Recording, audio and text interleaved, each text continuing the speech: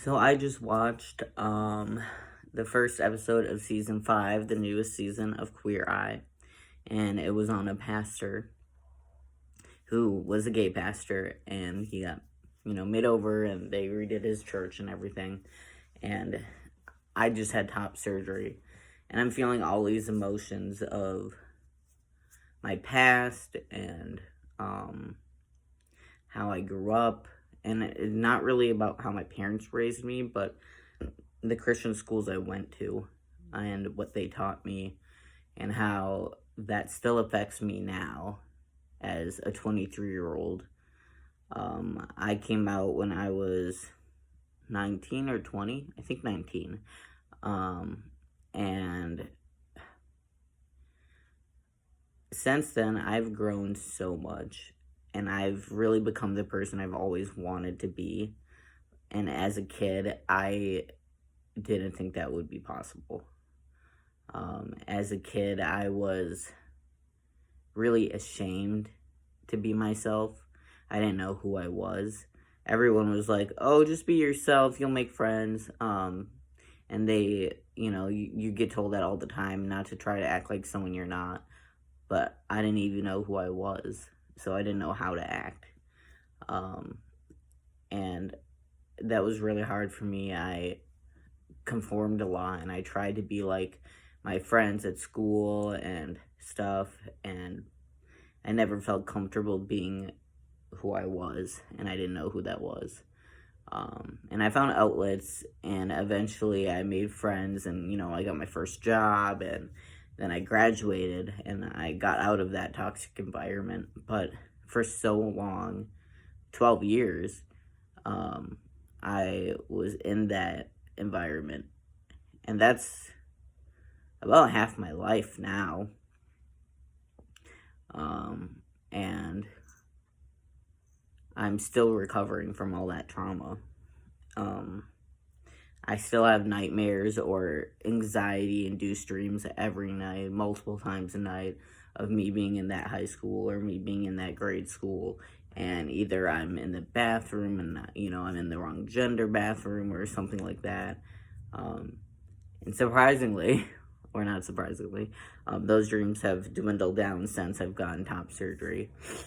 But now that I've had top surgery, I feel a weight has been lifted. I am finally closer to who I've always wanted to be. I'm myself. I'm proud to be who I am. I've made it this far. And it was really hard about a month ago, 2 months ago, because I was so sick of my chest and being in this body. And I thought the day couldn't come fast enough. And some days I just wanted to end it because it was just so much pain. And now that it's gone, I'm so glad that I made it through. And that's just a message throughout my whole life, is perseverance, and it does get better. I was in so much pain in grade school and high school, and it got better. I got out of that. I found my people.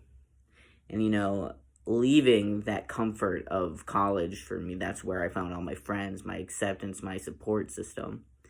Leaving that was really scary for me. I didn't know what my next chapter in life would be. I didn't know, where I'd end up, if the new place I'd go to would be accepting or not.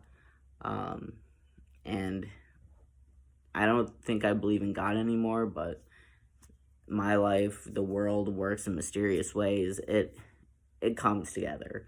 Somehow I found this group of friends, Trans Fam, and just this support group in Wausau that I didn't know was there, and I found it.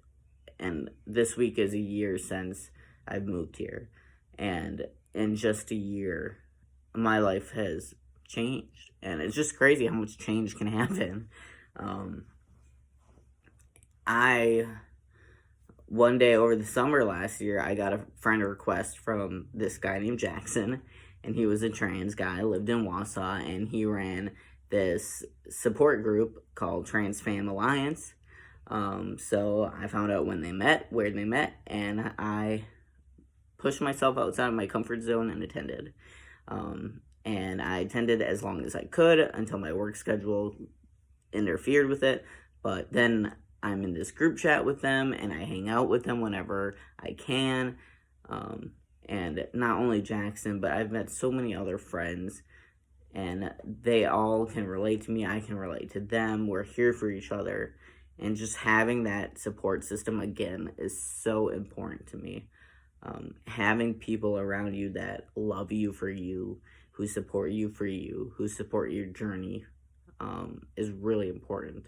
Because I felt like I didn't have that growing up until I was junior, senior year of high school, because then I had my friends at my work. And yeah, I had one friend really growing up, or two or so, that, accepted me and loved me. But like, for the majority, I felt really left out. I felt isolated and ashamed and guilty. And I prayed nightly, daily, that this temptation to love other genders, this temptation to not want to be my gender, would go away. And it didn't. And then the world started accepting it more. Same Love by Macklemore came out. Same-sex marriage was legalized. And then more transgender people started coming out, and trans rights became more of a thing. And that's rolling back now. And things have changed so much in just my 23 years of living, and continues to change, and I want to be a part of that change. As a news station that I work for, I can't really publicize my political points too much, because of bias reasons, but I'm sure everyone knows where I stand. And currently, the administration is rolling back anti-discrimination protections for trans people, for LGBT people, in healthcare. So health insurance and health providers, hospitals, anywhere can deny me if they don't want to treat a trans person or don't feel comfortable treating me. And that could be emergency situations. I hit a deer yesterday. What if, I had been in, a really serious accident? But this doesn't go into effect until August. And my friends and I here in Wausau are going to protest next week. And this is just really important. It's a changing time with the Black Lives Matter movement. So much needs to change. And I want to be a part of that. So, I don't know why I made this video. I just needed to let all that feeling, all those thoughts out. But I'm going to keep fighting, and I'm proud of who I am and where I've come from and how far I've come. So